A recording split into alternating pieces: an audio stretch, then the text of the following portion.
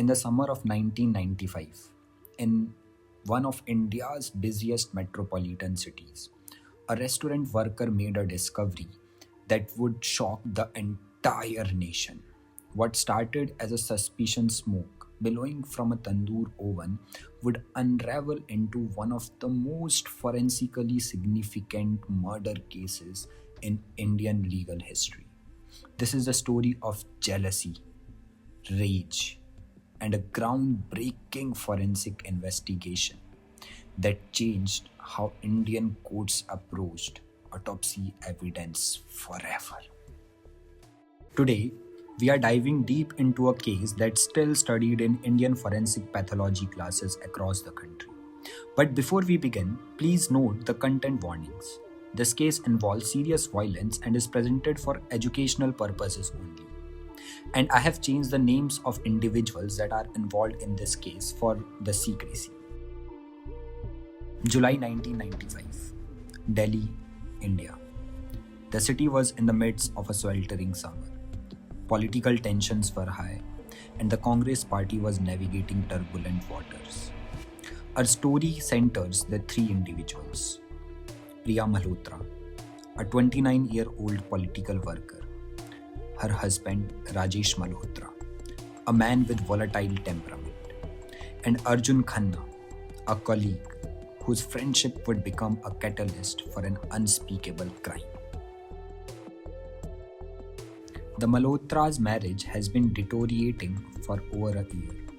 Friends describe Rajesh's possessive behavior and his growing obsession with Priya's university friend, Arjun Khanna.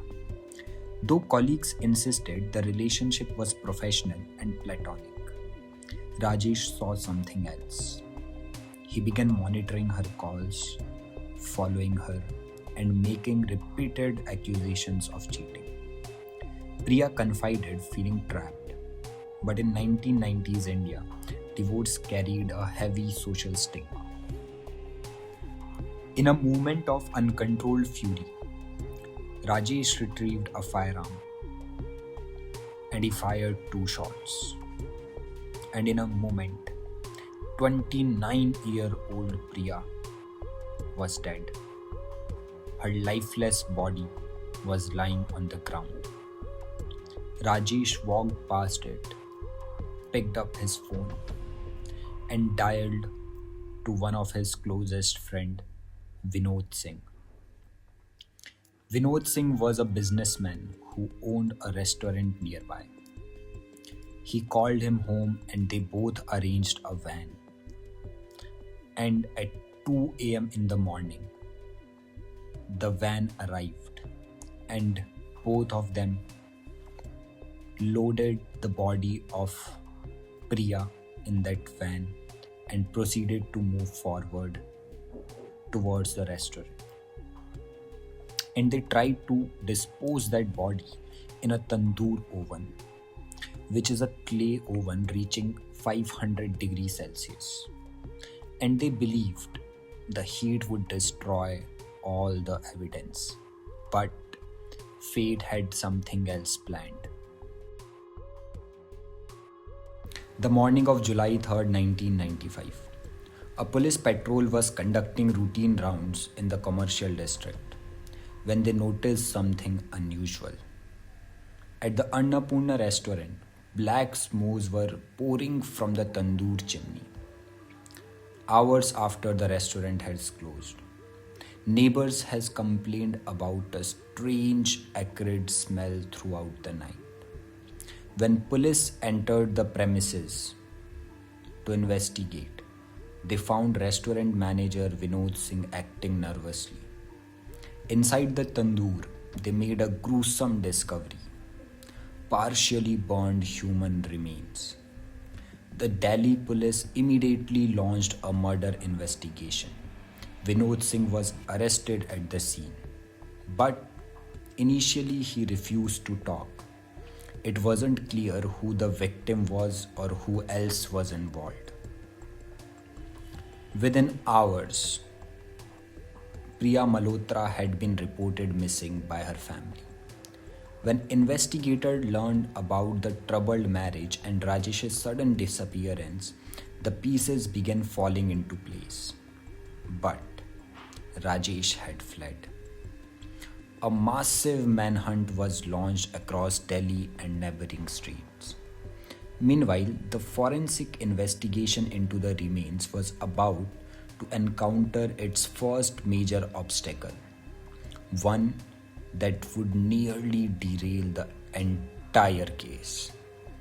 The remains were sent to a hospital for autopsy. The examination was conducted and the initial findings were documented.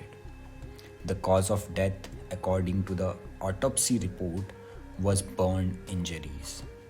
The medical examiner concluded that Priya had died from the burns sustained in the tandoor. This conclusion would have meant that she had been placed in the oven while still alive, a horrifying prospect that shaped the initial investigation. But this finding was about to be challenged in a way that would create legal precedent. Here enters the governor of Delhi, disturbed by inconsistencies in the case and questions raised by investigators. The governor took an extraordinary step, ordering a second independent autopsy. This decision would prove crucial. The second autopsy was assigned to a team of three doctors from three different hospitals, led by Dr. T.D. Dogra, a renowned forensic pathologist from All India Institute of Medical Sciences. Dr. Dogra and his team conducted an exhaustive re-examination of the remains. What they found would completely change the direction of the investigation. During their meticulous examination, the team discovered something that first autopsy has missed: two metallic objects embedded in the victim's head and neck region. Bullets. Dr. Dogra's conclusion was definitive. The cause of death was not burn injuries, but gunshot wounds to the head and neck. Priya had been dead before her body was placed in the tandoor. These findings had massive implications. First, it confirmed that this was premeditated murder, not a spontaneous act of burning someone alive. Second, it meant the perpetrator had attempted to destroy evidence of the shooting. Third, and the most importantly for legal history, it demonstrated the critical importance of thorough, independent forensic examination. The Priya Malhotra case became a landmark citation in Indian forensic medicine for the value of second opinions. It's now taught in medical and law schools as a prime example of why initial findings should be challenged. As Dr. Dogra himself later wrote, forensic medicine is not about confirming suspicions, it's about uncovering truth through scientific methodology, no matter how many examinations that requires. But the forensic challenges wasn't over. The body had been severely damaged by the fire. Formal identification needed to be established beyond any doubt.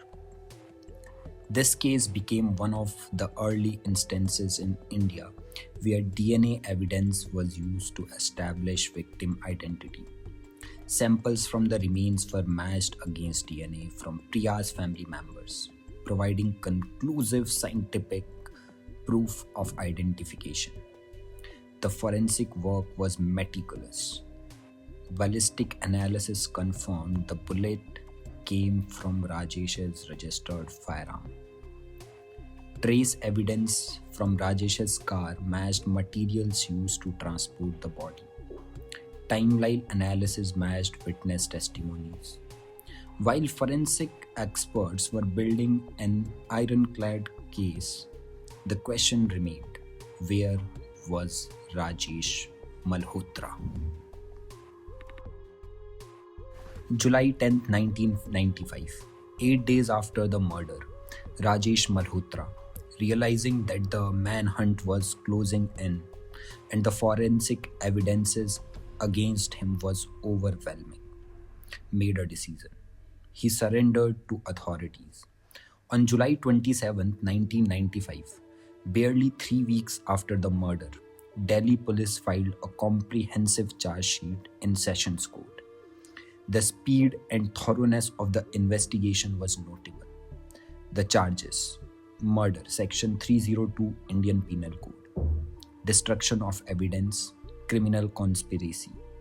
The trial that followed would captivate the nation. It had everything: politics, passion, forensic drama, and questions about justice. The prosecution's case was built on three pillars: forensic evidence. Dr. Dogra testified about the gunshot wounds, the ballistic evidence, and the timeline of death. His testimony was unshakable. Second, physical evidence. The gun, ballistic matches, trace evidence from the car and the crime scene. Third, confession and circumstantial evidence. Rajesh's own statements about the events of that night, witness testimony about the troubled marriage, and his fight after the crime. The defense argued provocation and loss of control, emotional disturbance due to perceived cheating, lack of premeditation. The trial moved through the legal system, and on November 7, 2003, more than 8 years after the murder, the Session Court delivered its verdict. Rajesh Malhotra, guilty of murder, sentence death. Vinod Singh, the restaurant manager, guilty of destruction of evidence and conspiracy, sentence 7 years rigorous imprisonment. But the legal journey was far from over. Rajesh appealed to the High Court. In 2007, the High Court upheld the lower court's decision, maintaining the death sentence. Finally, in 2013, the case reached the Supreme Court of India. A three-judge bench led by Chief Justice reviewed the case comprehensively. On October 8, 2013, the Supreme Court delivered a nuanced judgment that would spark debate about justice, punishment, and rehabilitation. The court's decision: conviction upheld. Rajesh was guilty of murder, no question. Sentence: commuted from death to life imprisonment. The reasoning was significant. The court noted: first, Rajesh had no prior criminal record. Second, this was not a crime against society, but one arising from a personal relationship gone tragically wrong. Third, there was no evidence of torture or dismemberment of the body. Fourth, while heinous, it didn't meet the rarest of rare threshold for death penalty. 4 years Rajesh remained in Tihar jail, Delhi's maximum security prison. He had been incarcerated since his surrender in 1995. Then, in December 2018, after serving nearly 23 years in prison, something unexpected happened. On December 21st, 2018, the Delhi High Court ordered Rajesh's immediate release, having served more than 2 decades. And considering his conduct during imprisonment, the court determined he has completed his sentence under the applicable laws. Rajesh Malhotra walked out of Tihar jail a free man though marked forever by his crime. So, what can we learn from the Priya Malhotra's case? Why does this tragedy from 1995 still matters today? First, the forensic legacy. The case established crucial precedent in Indian forensic medicine. The second autopsy proved that the initial findings can be wrong, and the scientific rigor requires the possibility of re-examination. Medical and law students still study this case as an example of proper forensic methodology. The case led to reforms in how autopsies are conducted in high-profile cases, including multiple independent examiners for complex cases, mandatory review processes, enhanced forensic training. Second, the domestic violence reality. Behind the sensational details of Tandoor is a tragically common story: domestic violence escalating to murder. In India, as in many countries, intimate partner violence remains a crucial issue. If you or someone you know is experiencing domestic violence, you can contact Women's Helpline 181 in India. Third, questions of justice. The case raises difficult questions. Is 23 years adequate punishment for murder? How do we balance justice for victim with possibilities of rehabilitation? What role should the rarest of rare doctrine play in death penalty cases? These aren't easy questions, and reasonable people disagree. What's clear is that the legal system attempted to balance multiple considerations: the severity of crime, the circumstances, the forensic evidence, and the principles of proportional punishment. But let's not lose sight of human cost at the center of this case. Priya Malhotra was just 29 years old. She was educated, politically engaged, and by all accounts, a woman trying to navigate a difficult marriage while pursuing her work and maintaining her friendships. Her life was cut short by violence born of jealousy and possessiveness. Her story reminds us that domestic violence can happen anywhere, to anyone, regardless of education, social status, or circumstance. It reminds us that we must remain vigilant for warning signs in our lives and the lives of those around us. And it reminds us of the crucial role that forensic science and dedicated investigators play in ensuring that justice is served, even when perpetrators try to destroy the evidence. Thank you for watching this deep dive into the Tandoor case. This was a difficult case to cover, but an important one for understanding forensic medicine, criminal investigation, and the realities of domestic violence. If the video was informative, please give a like, subscribe for more content examining criminal cases from a forensic and legal perspective. And I'd like to hear your thoughtful perspective in the comments. Until then, stay curious, stay informed, and take care of each other.